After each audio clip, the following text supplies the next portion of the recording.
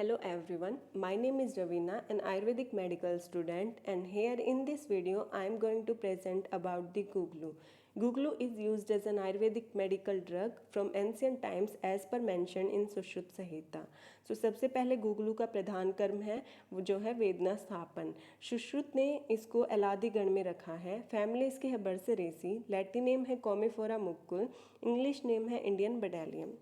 पर्याय देखें तो गुगलू जो कि व्याधियों से रक्षा करे इसलिए गुगलू कहते हैं। देवदूप या देवताओं के धूप में प्रयुक्त होता है और वायु को स्वच्छ करता है इसलिए देवदूप। कोशिक या वृक्ष के कोश में होने वाला होता है। पूर्व औषधों में श्रेष्ठ है इसलिए। महिषाक्ष या भैंस की आंख के समान कृष्ण वर्ण का दिखाई देता है इसलिए। पलंकस या स्थूलता को कम करता है और लेखन कार्य करता है। कुंभ यह वृक्ष के कुंभाकार कोश से निकलने वाला है इसलिए। उलुखुल क्योंकि यह वृक्ष के उलुखलाकार कोश से निश्चित है इसलिए। इसके स्वरूप को देखें तो यह छोटा वृक्ष या गुल्म होता है, 4 से 6 फीट ऊंचा होता है। इसकी शाखाएं कांटेदार होती हैं। पत्र नीम के समान संयुक्त पिनेटली कंपाउंड लीफ एकांतर पत्र कोणोद्भूत होते हैं। पुष्प यह रक्तवर्ण और पंचदल होता है। फल इसका मांसल लंबे गोल व रक्तवर्ण के होते हैं। निर्यास इसका निर्यास गाढ़ा सुगंधी तथा अनेक वर्ण का होता है। यह अग्नि में जलता है, धूप में पिघल जाता है तथा गर्म जल में डालने से दूध के समान हो जाता है।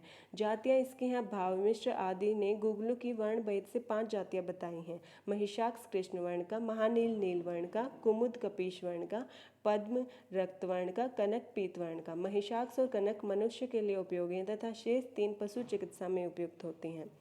प्रशस्त गुगलू के लक्षण: स्निग्ध, कोमल, पिच्छिल, मधुरगंधी, तिक्त, पिताब, पानी में शीघ्र घुलने वाला, मिट्टी और बालू आदि से रहित गुगलू प्रशस्त माना गया है। इसके विपरीत यदि शुष्क, दुर्गंध, विवर्ण और निर्वीर्य गुगलू नहीं लेना चाहिए। उत्पत्ति स्थान: इसके पौधे सूखे पथरीले मैदान में होते हैं। अरब, अफ्रीका, भारतवर्ष के सिंध, राजस्थान और मैसूर प्रदेशों में यह होता है।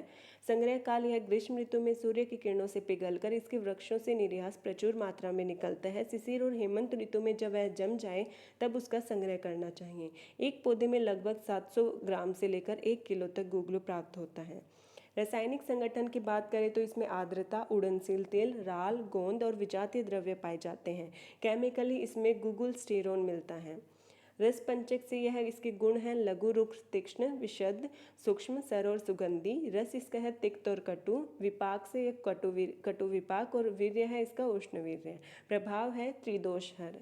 कर्म: इसके कर्म देखें तो यह त्रिदोषहर है क्योंकि मधुर, उष्ण तथा स्निग्ध और पिच्छिल होने की वजह से यह वात को हरता है।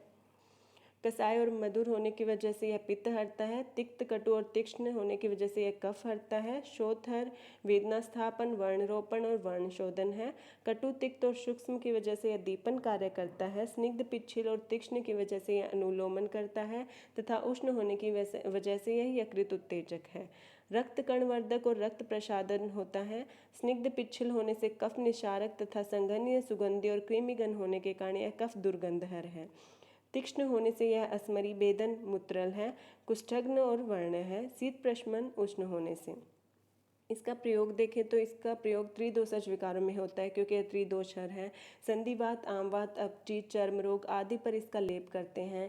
दुर्गंध और कृमि को नष्ट करने के लिए निवास स्थान एवं वर्णों पर धूपन करते हैं। गुगलू को शहद के साथ लेने से पांडु रोग तथा सूजन में लाभ मिलता है। अस्मरी, मूत्रकृच आदि मूत्रगत विकारों में प्रयोग होता है। इससे अस्मरी टूट के निकल जाती है और मूत्र भी स्वच्छ होता है। पुनर्नवादी काढ़े के साथ यदि योगराज गुगलू को लेने से पेट के रोगों में लाभ मिलता है। गुगलू को गोमूत्र, खदीर काढ़ा, दसमूल, अग्निमंद काढ़ा आदि के साथ सेवन से सूजन, कुष्ठ और मोटापा आदि में फायदा होता है। नए गुगलू का प्रयोग दौर्बल्य और कृष्णता में क्योंकि यह भृंगण कार्य करता है और पुराने गुगलू का प्रयोग प्रमेह और मेदो रोग में करते हैं। प्रयोज्य अंग है इसका निर्यास। मात्रा है 2 से 4 ग्राम। रसायन के लिए इसकी अधिकतम 1 मात्रा 1 पल और कुल मात्रा 1 तुला बताई है। शोधन: इसका गोदुग्ध में स्वेदन करने से गुगलू शुद्ध हो जाता है। गुगलू सेवन काल में परिहार: गुगलू का सेवन करते समय अम्ल, तीक्ष्ण, मध्य, अजीर्ण भोजन, मैथुन, व्यायाम तथा क्रोध का सेवन निषिद्ध है। अहित प्रभाव से इसके मिथ्यायोग से यकृत और फुफ्फुसों को हानि पहुंचती है तथा अतियोग से तिमिर, मुक्षोष, कृष्णा, मूर्छा, शिथिल्य और रोगशय उत्पन्न होता है। इसलिए इन रोगों में गुगलू का प्रयोग नहीं करना चाहिए। निवारण: इसके अहित प्रभाव के निवारण के लिए कतीरा और केसर का प्रयोग करते हैं। विशिष्ट योग इसके हैं योगराज गुगलू, किशोर गुगलू, चंद्र प्रभावटी, गोक्षुर गुगलू, अश्वगंधा गुगलू, पूर्णनवादी गुगलू, कांचनार गुगलू और त्रिफला गुगलू। यदि योगराज गुगलू की बात करें तो यह वात रोगों में लाभकारी है, जोड़ों के दर्द व सूजन में फायदेमंद है, रसायन गुण के कारण यह शरीर में ऊर्जावर्धक है। किशोर गुगलू यह समस्त प्रकार के कुष्ठ, त्रिदोषज विकार, वर्ण, गुल्म, प्रमेह तथा उदर रोगों में उपयोगी है और यह कांतिवर्धक है। गोक्षुर गुगलू यह मूत्र जनन तंत्र के ऊतकों की शक्ति और सौंदर्य प्रदान करता है, प्रोस्टेट वृद्धि, घुटने के दर्द और पेट दर्द में भी लाभदायक है। चंद्र प्रभावटी यह दो शब्दों से मिलकर बना है, चंद्र अर्थात चंद्रमा, प्रभा अर्थात चमक। इसके उपयोग से शरीर को चमक, ऊर्जा और शक्ति मिलती है। यह तनाव को दूर करने में भी सहयोगी है।